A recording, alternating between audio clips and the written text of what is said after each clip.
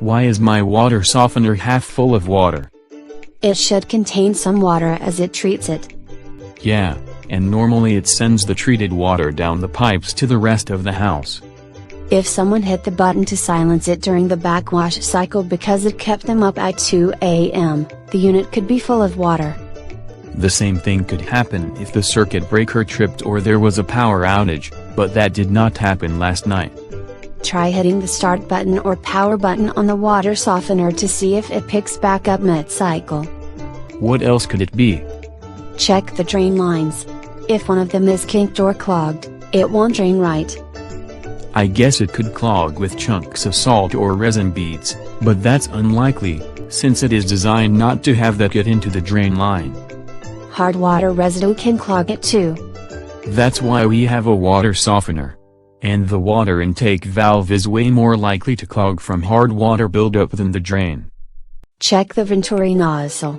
It may need to be disassembled and reassembled correctly, since the things often get assembled with the gasket and upside down. If the last person to do maintenance on it did that, I'd need a refund for service.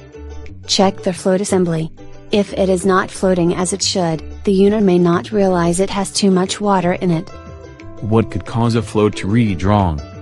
If it is weighted down by salt or cracked and let water in, it will float lower than the water level. Then the unit thinks the water level is an inch or two lower than it really is. Replacing the float is easy. Checking it for a layer of salt stuck to it and cleaning it is even easier. But it is obvious that it does not have a salt layer on it, pulling it down. The valves should suck water out of the tank until the brine valve stops it. If the valves that pour water in are stuck open too long or valves that drain it close too soon, you end up with too much water in the tank. I need to call in a pro to replace the valves, since there is not an obvious cause like a valve stuck open.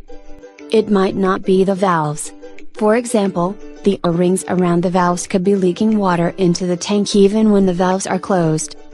I'm still calling in a pro for that.